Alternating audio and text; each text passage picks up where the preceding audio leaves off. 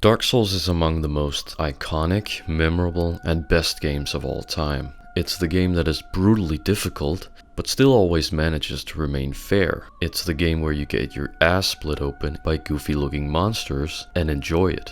Dark Souls is the pioneer of a whole new genre dubbed Souls-like after the game's own title.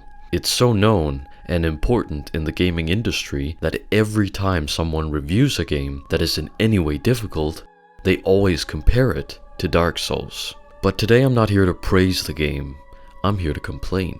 I love Dark Souls, but I also hate it. And not in the I'm dying a lot so I hate it but I actually still love it kind of way. No, I mean hate as in the game has some extremely detrimental flaws that make it a lot worse than it has the potential to be as a game. I understand that From Software, the developers of the game, had to rush it out early due to publisher restrictions, and yet still managed to create such an amazing game with so many unique and interesting elements. But today I'm going to be an asshole anyway and point out every single bad thing about the game, partly because I want to release some of the frustration that I've gathered throughout the hundreds of hours I've played the game, but also so that we can recognize what the game doesn't do well, so that we can learn from it. I'm going to analyze and review the game as a whole in this small video series, primarily focusing on the negatives of course, so we can find out what this flawed masterpiece of a game can do to just become a masterpiece. A lot of the problems that I mention apply to the other Dark Souls games too, however for this video series we'll be looking only at the first Dark Souls game in its remastered version. The first version isn't available anymore, so there's no point looking at it. We will be covering the game from start to finish and analyze the game's various mechanics and features along the way. We're going to look at the game in a very detailed manner, so if you aren't a very patient person, you might not want to watch this. I'm trying out this style of video to see whether it does or doesn't work. In this first video, we'll be looking at the game's introduction and basics. We will get into the more complicated topics, like combat, in the next episodes. There will of course be massive Dark Souls 1 spoilers in this series. Alright, let's begin.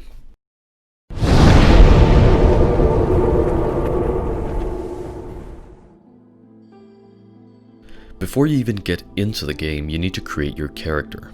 You pick a name, sex, body type, hairstyle, hair color, and you get a bunch of customization options for your character's face. None of this affects gameplay in any way, so it's not that important, but it's still pretty cool that you can put effort into making a character that you can really attach yourself to. Some players might spend their first 20 minutes to an hour on the screen, while others will just pick a preset and go with it. The only two important gameplay related choices you have here are the starting gift and the class you pick. You won't know what any of the stats mean on the screen if you're a new player, but you should get a pretty good idea of what each class is capable of simply by looking at their equipment, their title, and the small description on each one. When it comes to starting gifts, the master key is often the superior choice here. It saves you the hassle of trying to find a lot of keys for small doors in the game, but most importantly, it also allows you to access major areas in the game early, which opens the game up a lot more. This is amazing because it gives the player more freedom to explore wherever they want, even if it means that they enter an area that they aren't meant to go to yet, but more on that later. That's character creation for you.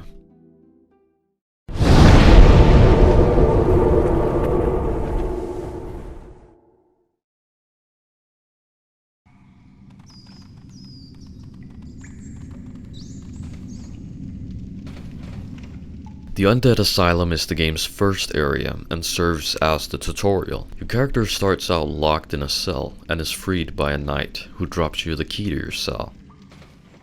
When you get out of your cell, you can finally start the game. The asylum is pretty much a series of rooms. Each room starts out with a message explaining a mechanic, and then lets you try out that mechanic right after so you learn it properly.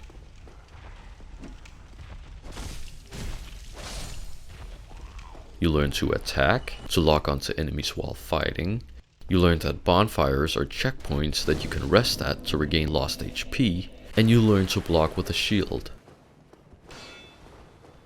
The area does a pretty good job of explaining the basics of the game to the player. There's also a rolling ball trap here on top of these stairs that will flatten you by surprise, teaching you to watch out for traps in the future. Before triggering the trap, you could actually see the ball on top of the stairs, which would teach you that traps are detectable beforehand if you are perceptive enough. You then speak to Oscar, who is the knight that set you free. He is now hurt and about to die. He tells you of a prophecy that involves a person ringing the bell of awakening. He says that he was trying to do that, but now that he's about to die, he asks you to do it instead. This is the game's first real objective, and you feel sort of obliged to help Oscar since he just saved you from being stuck in a dungeon forever. But you do have a choice here, and this is the game's first choice of many. You can either say yes and accept the task, or say no. If you say yes, he gives you an Estus flask, which will be your primary source of healing in between bonfires. He also gives you a key that you need in order to continue the rest of the tutorial. When you then leave him, he dies. You then continue on with the tutorial. But what happens if you say no? If you say no to him, he gets disappointed and doesn't give you anything. Yes, I see. Perhaps I was too hopeful. Please, leave me be. He then dies again when you leave, but you can't continue going forward from this point on, because there's a locked door in the way that Oscar had the key to. So you're eventually forced to return to his corpse, where he will have dropped the Estus flask and the key, instead of having given them to you. And you still have to ring the bell of awakening in order to progress in the game. So the only thing saying no to him really does in the game is to make him think that he died in vain, having failed his mission. So the choice is pretty much fucking meaningless. You can either say yes or no, but actually yes. I still think it's better than not having a choice at all though. This is, after all, the tutorial, so the game might just be showing you that you might get choices like this in the future, so I can't really be that harsh on it. After this, you reach the tutorial boss, the Asylum Demon.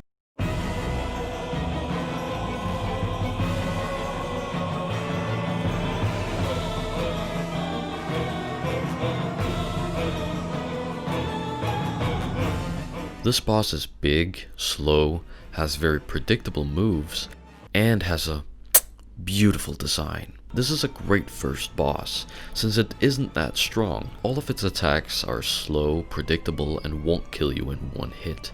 I'd be surprised if many players struggled on this first boss. There is one big issue here though, and it's in the plunge mechanic that the game teaches you. Right before you fight the Asylum Demon, the game wants you to plunge attack it. This is a mechanic in the game that works like this. When you have the high ground on an enemy and jump down on them while attacking, you will land on top of them and deal a massive amount of damage. This mechanic is a bit misleading though. There are only 4 enemies in the entire game that use this mechanic, and this is one of them. The other 3 are the Taurus Demon, the Armored Boar, and the Giant Rat. If the plunge attack is used on any other enemy in the game, it becomes a whole different move. It deals way less damage and doesn't put you into an animation that grants you temporary invincibility like it does here. Also, sometimes it just straight up doesn't even work on the bosses it's supposed to. You just do the alternative plunging attack. Anyway, after defeating the boss, you're done with the tutorial and can finally get out to the real game in Firelink Shrine. But first, I want to speak a little about the game's story.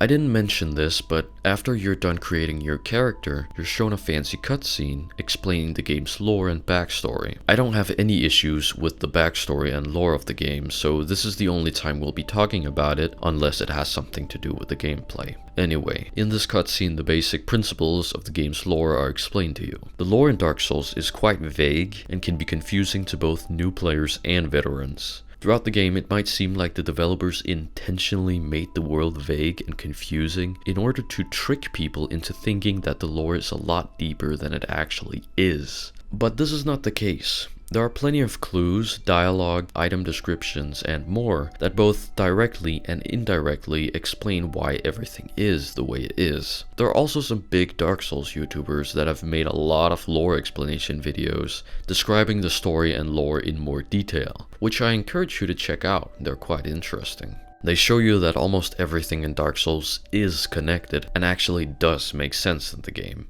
for the most part. Alright, now we arrive in Firelink Shrine.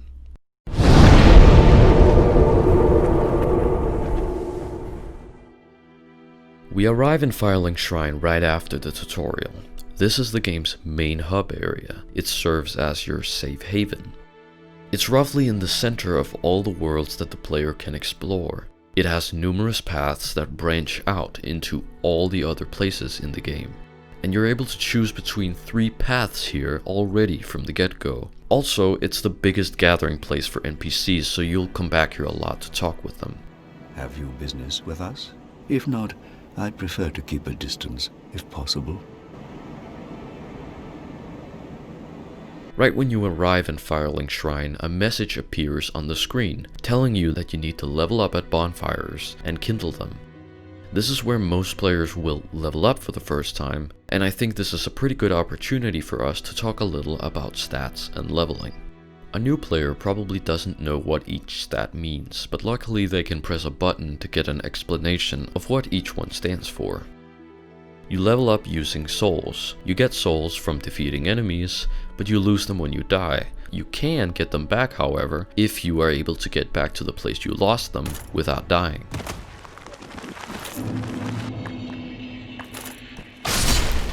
At the start of the game, the player will be able to get levels pretty fast, but each level up requires more souls than the last, so it gets increasingly harder to level up. Also, this is the only Dark Souls game where the player has no ability to reset their stat points in any way. Once you've leveled up a stat, that means it's permanent on that character.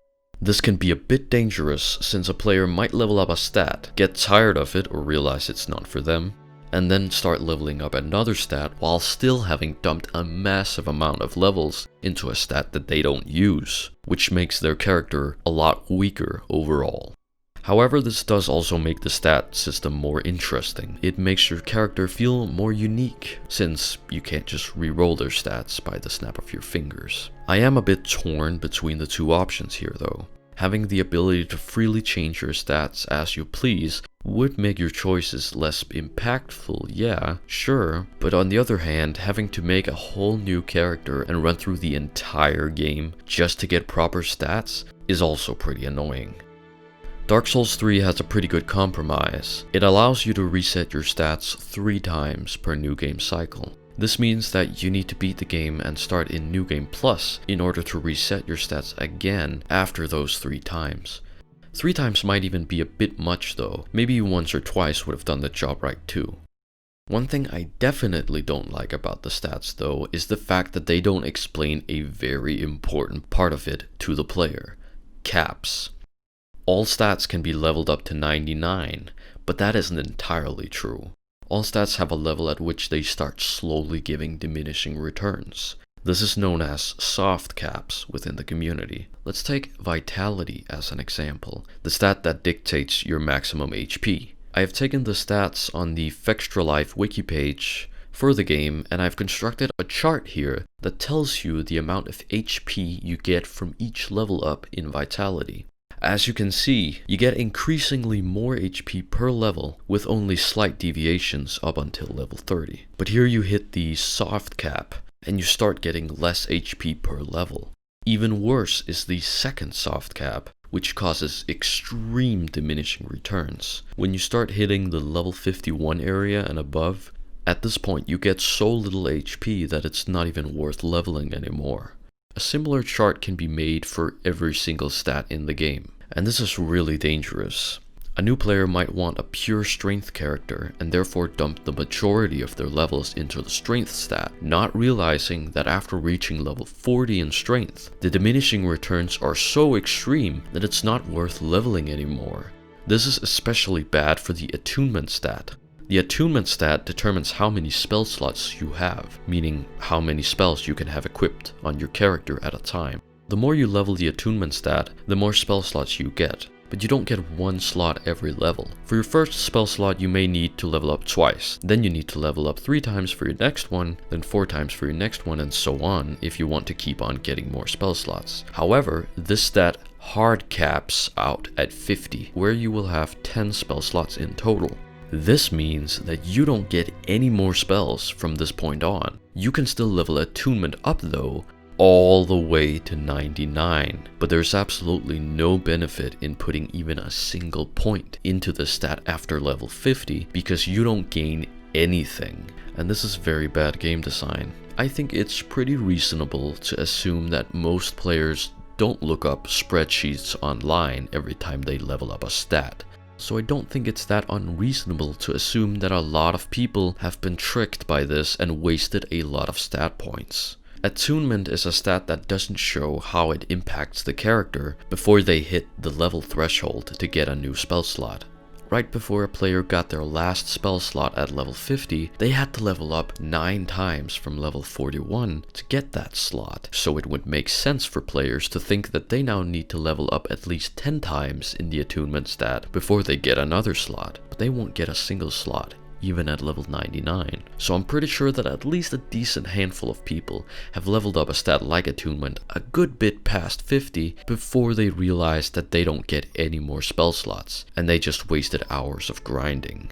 I think it's ridiculous that the developers didn't just remove the player's ability to level attunement up more than 50, or at least just showed a message on the screen telling you to stop leveling it. Ever since I realized that all stats have these sort of caps, I've made sure to have multiple stat spreadsheets open on my other monitor at all times when I'm playing, and no one should have to do that to get the most out of a game mechanic. Alright, enough on stats. When you arrive in Firelink Shrine, the welcoming message also tells you to kindle bonfires. Kindling a bonfire is a mechanic that allows you to strengthen a bonfire by sacrificing a humanity. By strengthening a bonfire, you get 5 additional Estus Flask charges whenever you rest at that bonfire.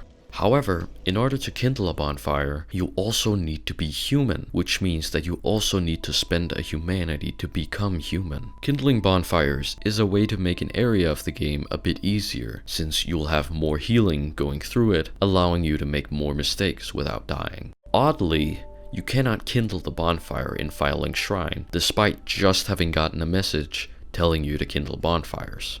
Let's talk briefly about humanity now that we're on the subject of using it. Humanity is a rare and valuable currency in Dark Souls. It's found by defeating bosses and invaders. It can also be found on corpses, dropped by enemies, and there's a hidden counter that slowly accumulates whenever you kill an enemy that eventually fills up and automatically gives you a humanity. This is where it gets a little tricky. You can hold humanity in 3 ways. The number at the top left of your screen represents the humanity you have on your character, and the humanity sprite items you have in your inventory are just humanity you have stored that you can consume to gain humanity on your character. And just like souls, the humanity you have on your character is lost upon death, and you can get it back by retrieving your bloodstain where you died. The third way of holding humanity is by being human. Every time you die, you respawn as a hollow, and need to spend humanity in order to get your human form back.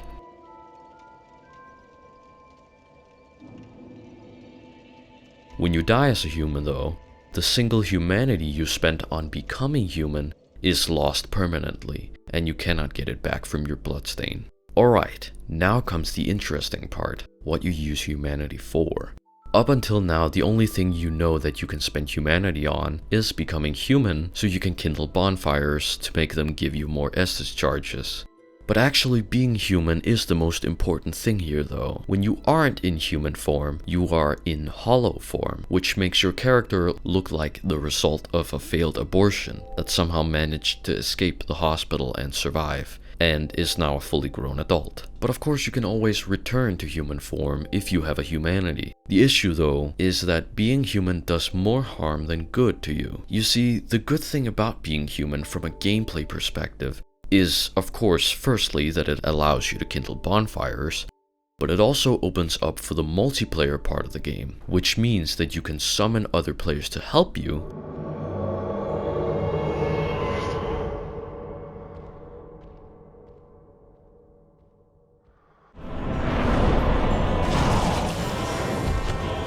but also get randomly invaded by other players trying to kill you.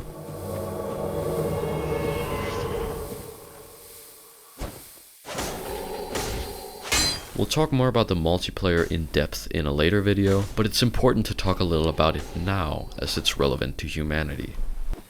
In my opinion, summoning other players to help you clear areas and bosses is bad. It makes the game easier in a very negative way. Instead of learning the mechanics of areas and bosses, you can summon someone to play the game for you and complete a boss in a matter of 10 seconds that otherwise would have posed a great challenge to the player and felt way more rewarding had they defeated it on their own. Hidetaka Miyazaki, the game director and company president, said this in an interview, quote, "Ever since Demon's Souls, I've really been pursuing making games that give players a sense of accomplishment by overcoming tremendous odds." End quote.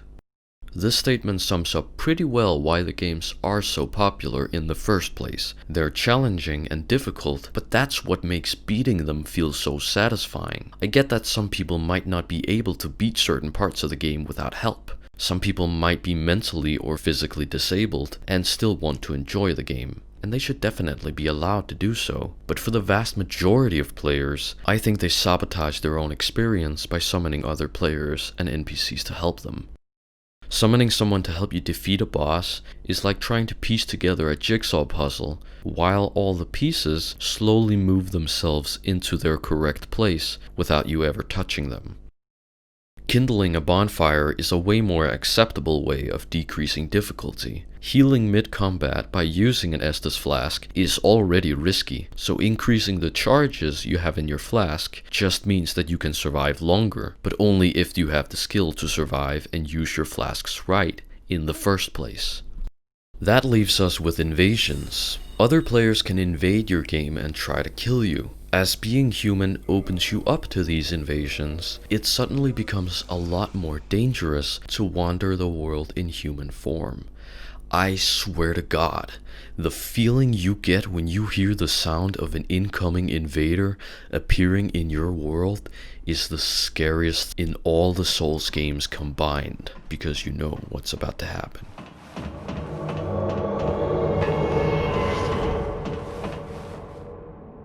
Your experience when getting invaded varies a lot, and we'll talk more about that too later, but for a new player, getting invaded almost always means getting absolutely demolished by someone with way more time on both the game and their character.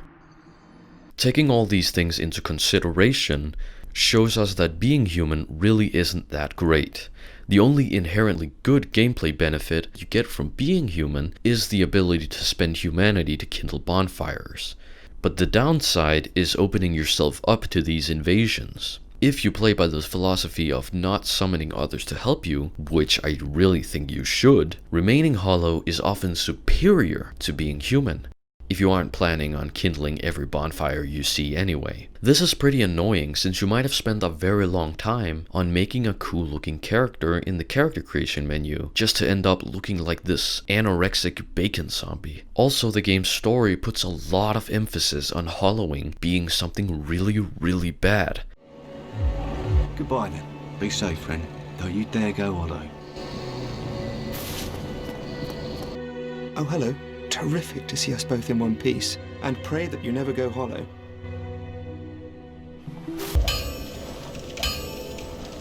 Don't get yourself killed. Neither of us want to see you go hollow.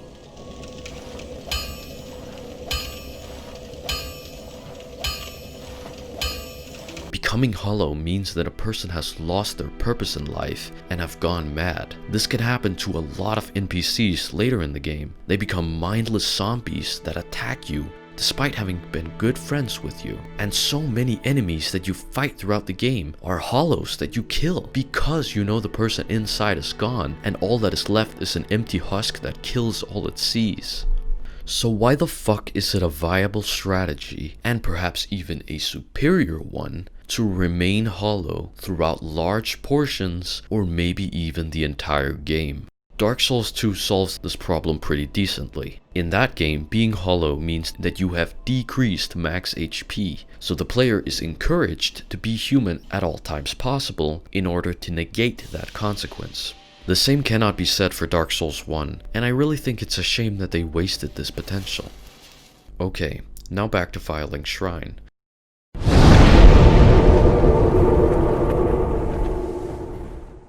Earlier I mentioned that Firelink Shrine has multiple paths that you can take already from the get-go. There's also an NPC here that tells you that there are actually 2 Bells of Awakening that you need to ring. There are actually 2 Bells of Awakening. One's up above in the Undead Church. The other is far, far below, in the ruins at the base of Blight Town. This information, combined with the 3 different paths that are available to the player here, might make you think you have a choice between where to go, but you don't. If you go through the graveyard or take the elevator down from Firelink Shrine, you will be going into areas that are way too difficult for you to face, and each of them has locked paths that prevent you from going very far into them. What you're actually supposed to is go this way, to the Undead Burg, where the enemies are still pretty simple in order to help you get used to the combat. This is something very unique that Dark Souls does. It puts a large amount of faith and trust into the player. Rather than telling you directly that you need to go this way, the game assumes that you will experiment on your own and figure it out. If you go through the graveyard and get annihilated by skeletons, the game assumes that this will make you think, maybe I shouldn't go this way yet. For someone that plays a lot of video games, this is something they won't have a hard time figuring out. However, if you're new to gaming, Dark Souls is not a good game to start out with because it continues to do stuff like this throughout the entire game. There are a lot of things that are not explained in the tutorial that the game wants you to figure out on your own, which is great. I hate games that hold your hand too much. Figuring out a mechanic on your own is always way more satisfying than having someone tell you about it, even if you risk that some players might have a hard time. This concludes the introduction to Dark Souls. We will continue the analysis in the next video. Thanks for watching.